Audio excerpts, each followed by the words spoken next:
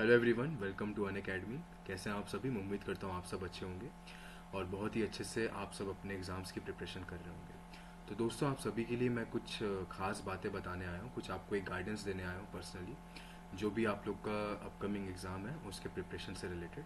तो जैसा कि आप सभी जानते हैं कि बहुत ही जल्दी आप लोग को एक बहुत अच्छा exam that is SSC JE उसको फेस करना है। तो उसका एक रिवाइज्ड कैलेंडर भी आपके सामने आ चुका है, जिसमें इलेक्शंस के कारण जो एग्ज़ाम का डेट है उसको एक दिन आगे बढ़ा दिया गया है। तो बहुत ज़्यादा कुछ फ़र्क नहीं है। जो पहले आपका एग्ज़ाम जो 4, 5 और 6 तारीख को होने वाला था, उसकी जगह वो 5, 6 और 7 को होगा जून के महीने में। तो देखा जाए तो आपके पास जो इफ़ेक्टिव अपना प्रिपरेशन और रिवीजन करने का जो टाइम है, इफ़ेक्टिव तौर पे अगर देखा जाए तो अराउंड 1 मंथ से थोड़ा ज़्यादा है। तो 1 मंथ से थोड़ा ज़्यादा, आप इसको अप्रॉक्सीमेटली 1 मंथ ही समझ के चलिए। ठीक है। अब इस 1 मंथ में आप लोग क्या क्या कर सकते हैं? जैसे अभी फ़िलहाल अप्रैल का महीना चल रहा है ना, जैसे आज मैं वीडियो बना रहा हूँ तो 11 तारीख है। तो 11 अप्रैल से आपके पास जो टाइम है वो 4 जून तक का है। ठीक है, क्योंकि 5 तारीख को तो आपको पेपर ही देना है। तो अगर इतने समय में आप कुछ प्रिपरेशन करना चाहते हैं, रिवाइज करना चाहते हैं, तो किस तरीके से अपनी प्रिपरेशन कर सकते हैं, तो उसके बारे में मैं कुछ आपको बता सकता हूँ। जैसा अभी देखिए 11 अप्रैल है आज जो तारीख है। अगर आज की तारीख से देखा जाए तो मेरे हिसाब से आप 3 या 4 मई तक जो भी आपका कुछ पेंडिंग टॉपिक या पेंडिंग सब्जेक्ट अगर कुछ बचा हुआ है, इसको आप कंप्लीट कर लीजिए। हो सकता है कि आपने किसी सब्जेक्ट की प्रिपरेशन स्टार्ट कर दी होगी, कुछ पोर्शन आप कंप्लीट करना चाह रहे होंगे, कुछ चीज़ें आपकी बची हुई होगी, लिमिटेड कुछ टॉपिक्स आपके बचे हुए होंगे।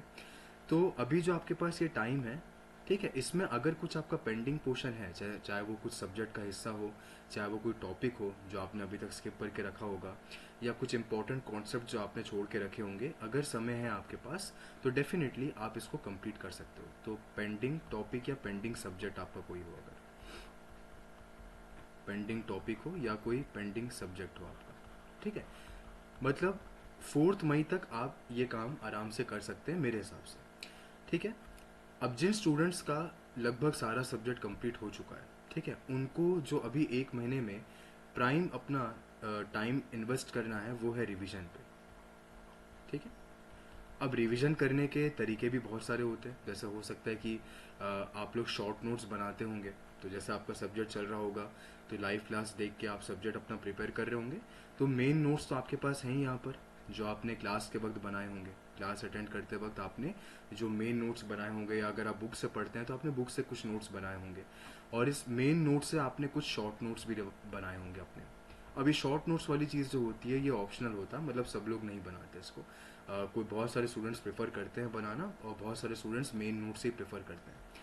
ठीक है। तो आपने अगर सब्जेक्ट्स अपने एक बार पढ़ लिए हैं तो उन सब्जेक्ट्स को अब रिवाइज करने में आपको बहुत ज़्यादा समय नहीं लगेगा, क्योंकि होता ऐसा है, जो आइडल तरीका होता है रिवीजन करने का वो ये होता है कि जिस समय आप अपना सब्जेक्ट प्रिपेयर कर रहे हैं, आपको साइड बाय साइड उसका रिवीजन करना होता है। तो ऐसा नहीं कि आप एक सब्जेक्ट अगर कंप्लीट कर लिए, फिर आपने 10 दिन तक वो सब्जेक्ट को छोड़ दिया, आप नया सब्जेक्ट पढ़ने लग गए, उसके नोट्स बनाने लग गए, ठीक है, तो आपका ये जो सब्जेक्ट अभी हुआ है वो छूट गया। ऐसा कभी भी नहीं होता है। तो जब भी आप अपना रिवीजन कर रहे होते हैं या नोट्स बना रहे होते हैं, साथ साथ में रिवीजन भी चलता जाता है। तो इसलिए जब आपका एक सब्जेक्ट तैयार होता है तो वो काफ़ी लंबे समय तक आपको रिटेन्ड रहता है। अगर आप बहुत लंबे समय तक इसको छोड़ देंगे और नए सब्जेक्ट में एंटर कर जाएंगे और ये बिल्कुल ही छूट जाएगा, तो कई बार ऐसा होता है कि चीज़ें जो है वो दिमाग से स्किप होने लगती है, बिकॉज ह्यूमन ब्रेन है, बहुत ज़्यादा चीज़ों को वो स्टोर नहीं कर पाता अगर बार बार उस चीज़ को ब्रश अप ना किया जाए। ठीक। तो जब आप रिवीजन करते हैं, अपने नोट्स बनाते हैं, तो ये रिकमेंडेड होता है कि आप साथ में रिवीजन भी करें। तो ऐसा मैं मान के चल रहा हूँ कि आपने जब अपने नोट्स पढ़े होंगे तो आप रिवीजन भी साथ साथ करे होंगे, मतलब कोई भी सब्जेक्ट से लिंक आपका टूटा नहीं होगा। अगर लिंक किसी भी सब्जेक्ट से आपका टूटा नहीं है तो आप चाहो तो मेन नोट से रिवाइज कर सकते हो। बहुत ही कम समय में आपका जो सब्जेक्ट है वो पूरी तरीके से रिवाइज हो जाएगा। तो अभी जो मेन फोकस आपको करना है वो रिवीजन में करना है। ठीक। इसके बाद जो समय बचता है आपके पास, उसमें अगले एक महीने की मैं बात कर रहा हूँ, अगले एक महीने तक आप चाहें तो प्रैक्टिस क्वेश्चन बना सकते हैं। अब बात आती है कि सर प्रैक्टिस क्वेश्चन कहाँ से बनाए, किसके बनाए? तो प्रैक्टिस क्वेश्चन जो बनाने का तरीका होगा अभी फ़िलहाल के लिए एक महीना जो है, वो सिर्फ आपके टारगेटेड एग्ज़ाम के PYQs होने चाहिए। मतलब आपके दिमाग में अब ये नहीं आना चाहिए कि अगर मैं SSC का तैयारी कर रहा हूँ तो क्या मैं ESC के क्वेश्चन भी बनाऊँ, क्या मैं ये एग्ज़ाम के भी क्वेश्चन बनाऊँ, क्या मैं वो एग्ज़ाम के भी क्वेश्चन बनाऊँ, क्या मैं गेट के क्वेश्चन बनाऊँ, कन्वेंशनल बनाऊँ, ऐसा कुछ भी नहीं। क्योंकि अभी जो आपके पास लिमिटेड समय बचा है उसमें आपको सिर्फ अपने टारगेटेड एग्ज़ाम के PYQs के ऊपर ही फोकस करना है। कोई नए एग्ज़ाम के PYQs या क्वेश्चंस को सॉल्व नहीं करना है। ये मेरी तरफ से आप लोग के लिए एक एडवाइस है, ठीक है। तो आपका जो मेन काम होना चाहिए वो रिवीजन में होना चाहिए। आप जिस समय क्वेश्चंस बना रहे हैं, अगर आपको ऐसा कुछ लगता है कि कुछ नया कॉन्सेप्ट आपको देखने मिला और ये आपके नोट्स में नहीं है, तो आप चाहो तो उसको नोट कर सकते हो, ठीक है। और अगर आपको लगता है कि हाँ इससे क्वेश्चन कई बार पूछा हुआ है, तो आप इसके थ्रू भी प्रैक्टिस कर सकते हो। पर अगर आप नोट्स को फॉलो करते हो, खासतौर पर अगर आप मेरे नोट्स को फॉलो करते हो, क्लासेस लगाई है आपने, तो लगभग आपको हर एक एग्जाम के क्वेश्चन जो होते हैं वो बन जाते हैं, बिकॉज काफ़ी कॉम्प्रिहेंसिव मैनर में मैंने आपको हर एक सब्जेक्ट पढ़ा के रखा हुआ है, ठीक है। तो इतना कॉन्फिडेंस तो मुझे खुद पे भी है कि जो मैंने आपको कंटेंट दिया हुआ है वो लगभग आपके हर एक एग्जाम को कवर कर लेगा। तो कोई घबराने वाली बात नहीं। तो इसलिए मैंने बोला कि आप नोट्स के रिवीजन के ऊपर अभी मेन फोकस रखिए, चाहे आप मेन नोट से पढ़ो चाहे आप शॉर्ट नोट से पढ़ो, और उसके बाद अगले 1 महीने तक आप प्रैक्टिस क्वेश्चन यानी अपने एग्जाम की PYQ बना सकते हैं। अब इसके साथ अगर आप और कुछ प्रैक्टिस करना चाहते हैं तो हमारी स्पेशल क्लासेस भी होती है। और स्पेशल क्लासेस में अगर आप देखें तो स्पेशल क्लासेस में हम लोग आपको PYQs भी कराते हैं और इसके अलावा हम आपको मिक्स क्वेश्चन भी करवाते हैं। और ये PYQs की अगर अपन बात करें तो PYQs में आपको लगभग हर एक सब्जेक्ट के PYQs करवा दिए हैं हमने, मतलब मैंने भी करवा रखे हैं। और इसके अलावा भी मैं टाइम टू टाइम आप लोगों के लिए मिक्स क्वेश्चन की सीरीज़ भी लेके आता हूँ। तो आप बिल्कुल हमारी क्लासेस में आया करिए। हम लोग पोल्स के थ्रू आप लोग की प्रैक्टिस करवाते हैं ताकि आप क्वेश्चन को सॉल्व करो एक स्टिपुलेटेड टाइम में और उसको एक पोल में आंसर करो, ताकि आप अपने ग्रुप ऑफ फ्रेंड्स में ये चेक कर पाओ कि आप उस लिमिटेड टाइम में आंसर कर पा रहे हो कि नहीं कर पा रहे हो। यहाँ से भी आपका एक प्रिपरेशन ही हो रहा है। तो इसको आप एक कॉम्पिटिटिव मैनर में लीजिए और इसको प्रिपरेशन का हिस्सा मानिए कि आप नए क्वेश्चन को या जो भी क्वेश्चन आपके स्क्रीन के सामने डिस्प्ले होकर आ रहा है उसको लिमिटेड टाइम पे बिना कैलकुलेटर के फास्ट कैलकुलेशन, चाहे न्यूमेरिकल हो चाहे थ्योरी कॉन्सेप्ट हो, उसको रिलेट कर पा रहे हो कि नहीं कर पा रहे हो। इसके लिए आप हमारी स्पेशल क्लासेस में जो मिक्स क्वेश्चन का सेशन होता है उसको ज़रूर देखना आया करिए, ठीक है। तो लगभग मेरी क्लासेस हर दिन ही रहती है, एक आध दिन का गैप कभी हो जाता है। तो 4:40 PM पे मैं अक्सर आपकी क्लासेस लेता हूँ, जिसमें कभी यूट्यूब पे सेशन होता है, कभी अनअकैडमी स्पेशल क्लास में होता है। तो अनअकैडमी स्पेशल क्लास को देखने के लिए आप मुझे फॉलो करके रख सकते हो अनअकैडमी में, तो आपको अपडेट मिल जाएगा कि कब मैं सेशन आप लोग का कंडक्ट करवाने वाला हूँ, ठीक। अब ये तो हो गई बात। अब जब आपका ये 1 मंथ का टाइम कंप्लीट हो जाएगा, मतलब अप्रोक्सीमेटली आप 4 या 5 मई तक पहुंच चुके हैं, ठीक है। अब रिकमेंडेशन ये है कि आप कम से कम 2 से 3 या मैक्सिमम आप मान लीजिए 4 मॉक टेस्ट दीजिए। आप 4 यहाँ पर मॉक टेस्ट दीजिए। अब ये मॉक टेस्ट चाहे आप सब्जेक्ट वाइज देना चाहते हैं या फुल लेंथ देना चाहते हैं, पर एग्ज़ाम के 1 महीना पहले रिकमेंडेड है कि आप फुल लेंथ टेस्ट ही दीजिए, ठीक है। तो आप यहाँ पर फुल लेंथ मॉक टेस्ट भी दे सकते हो। इससे बेनिफिट आपको क्या मिलेगा कि कंप्यूटर के सामने क्वेश्चन आएंगे, आप उसको एक एग्ज़ाम के इन्वायरमेंट को लेते हुए सॉल्व करोगे, तो वो आपके काफ़ी बेनिफिशियल रहेगा अपने एग्ज़ाम्स को देने के पहले, ठीक है। तो आप मॉक टेस्ट ज़रूर दीजिएगा, इससे बेनिफिट आपको बहुत मिलता है। इससे भी सीखने को मिलता है कि कहीं आप सिली मिस्टेक तो नहीं करो, क्योंकि वहाँ पर जो टाइमर होता है वो एग्जैक्टली आपके एग्ज़ाम के टाइमर के ऊपर रहता है। तो उतने ही घंटे में आपको टेक्निकल नॉन टेक्निकल दोनों को कवर करना है, तो आप एकदम सीरियसली मॉक टेस्ट को दीजिएगा। और मॉक टेस्ट किसी भी एग्ज़ाम को देने के लिए बहुत इंपॉर्टेंट होता है, ये आपको बहुत कुछ सिखाता है। तो मतलब इसके मार्क्स देख के आपको बहुत ज़्यादा खुश भी नहीं होना है, और इसके अगर मार्क्स अगर कम आते हैं तो आपको निराश भी नहीं होना है।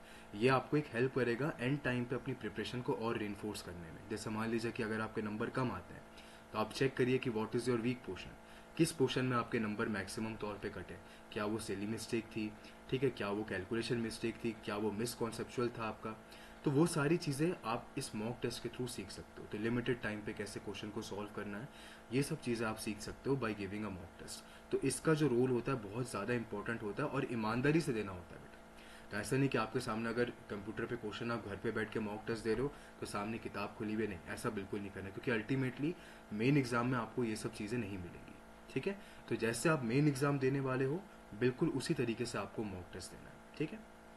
ये भी एक आपका प्रिपरेशन में हेल्प करेगा, ठीक है। अब मेरी अगर सलाह आप मानेंगे तो ये जो टाइम आपका रहेगा इसके बाद आप ज़्यादा क्वेश्चंस के पीछे मत भागिएगा, ठीक है, जो आपके पास लास्ट का एक महीना बचेगा, मतलब 4 मई से लेके 4 जून तक जो आखिरी एक महीना आपके पास बचेगा, थोड़े बहुत क्वेश्चंस लगा सकते हो हमारे साथ, ये स्पेशल क्लास में आके आप क्वेश्चंस को सॉल्व कर सकते हो।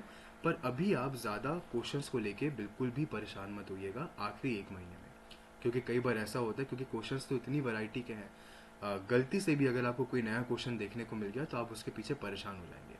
बाकी ये भी हम बता सकते हैं कि हमारे नोट्स में जो जो चीज़ें आपने पढ़ी होगी, मैक्सिमम क्वेश्चंस आपको उसी नोट्स में से मिल जाएंगे। मतलब मैं तो 95% तक श्योर हूँ कि आपको क्वेश्चंस उसमें से मिल जाएंगे। कुछ ना कुछ क्वेश्चन होता है जो एकदम ही आउट ऑफ द बॉक्स रहता है, पर वो सबके लिए नया रहता है। ठीक है, तो आप ज़्यादा क्वेश्चंस के पीछे लास्ट एक महीने में मत भागिएगा, आप हमारे सेशंस को अटेंड करिए। हम लोग आपकी एक महीने में बहुत क्वेश्चंस की प्रैक्टिस करवाएंगे, इसको आप अटेंड करिए तो आपके लिए अच्छी प्रैक्टिस हो जाएगी। ठीक है, यह आप लोगों के लिए काफ़ी इंपॉर्टेंट रहेगा।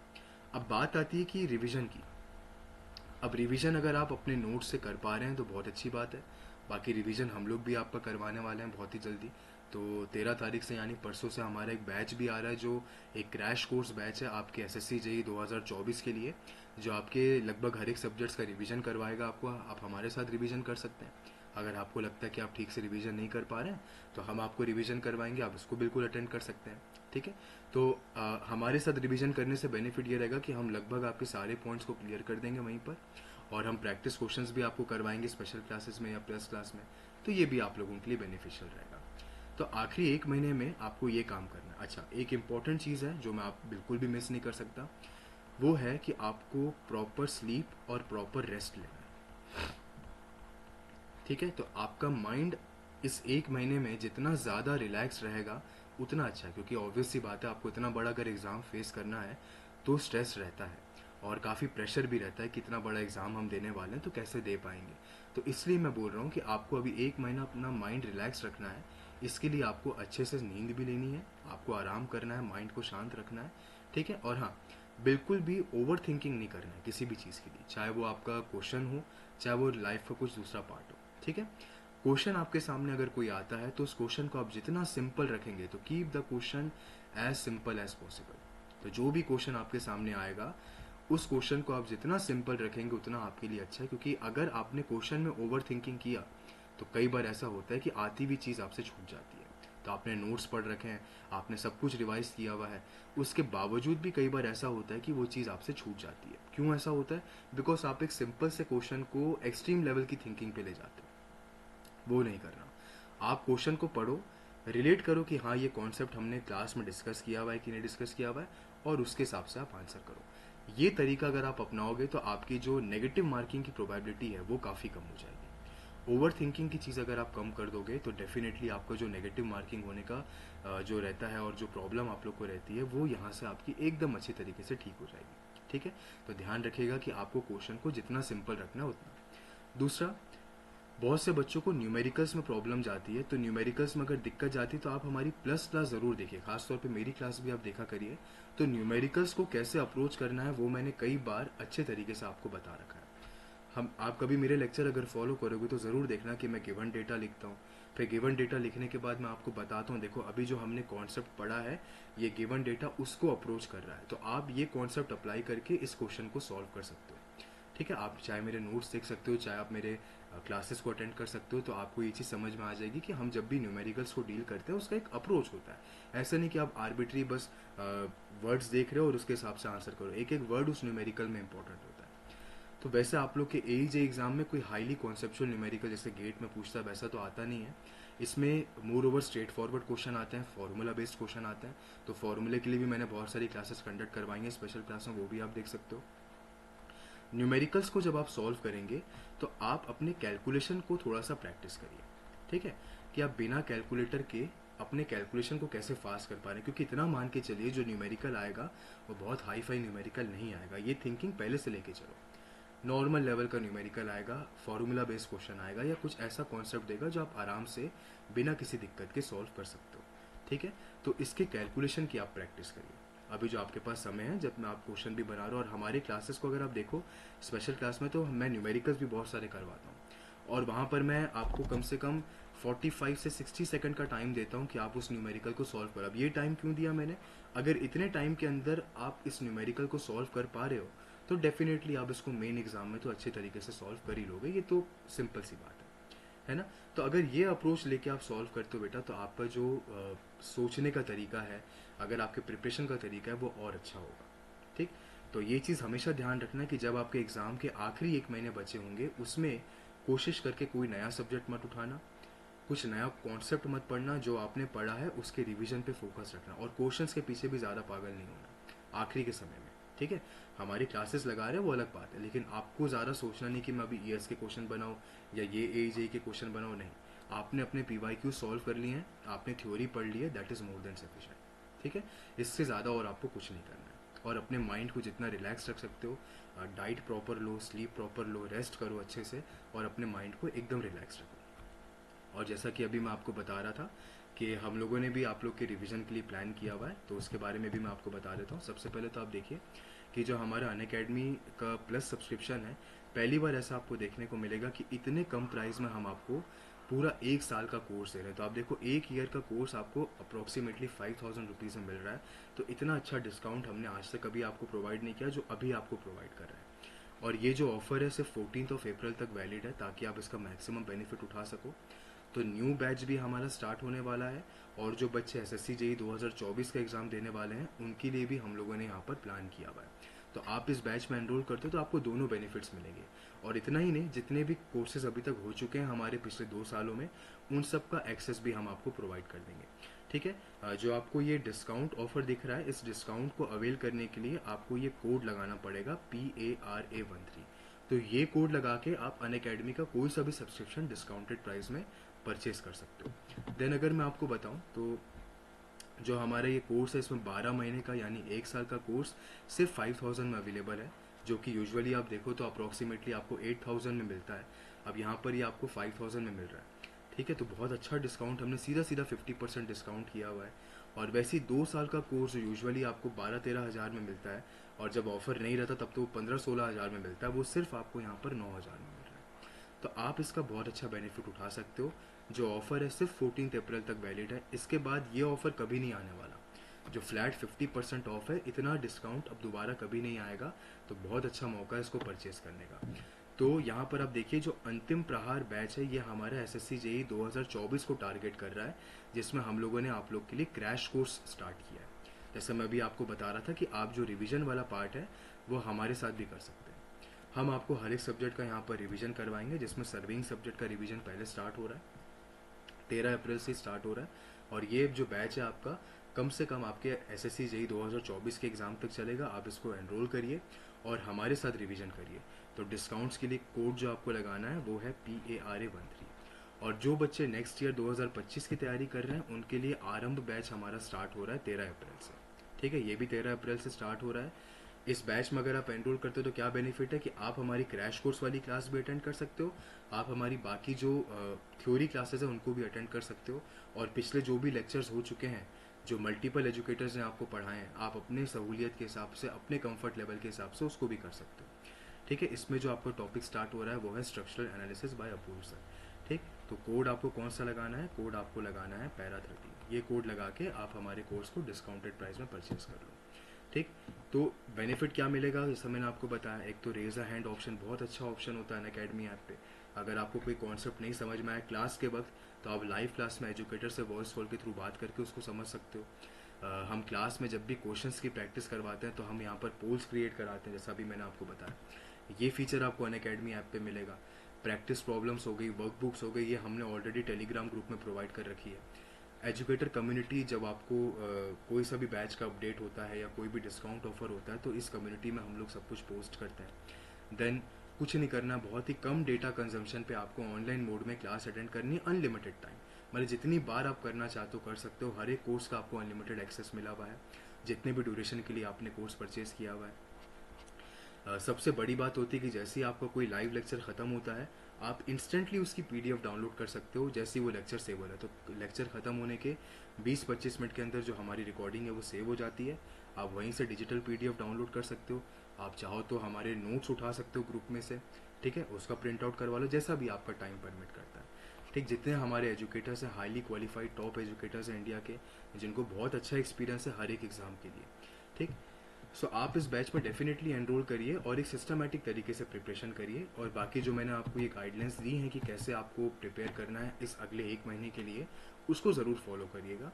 तो आपको डेफिनेटली कॉन्फिडेंस भी मिलता रहेगा आपको, और जब एग्ज़ाम देने जाएंगे तो आप बहुत अच्छे तरीके से एग्ज़ाम दे पाएंगे और इफेक्टिव आपका रिजल्ट भी आएगा। ठीक है, तो ये मेरी तरफ से कुछ गाइडलाइंस आप सभी के लिए। आई होप आप हमारे बैच में ज़रूर एनरोल करेंगे। Wish you everyone a very good luck. Thank you everyone, may God bless you all.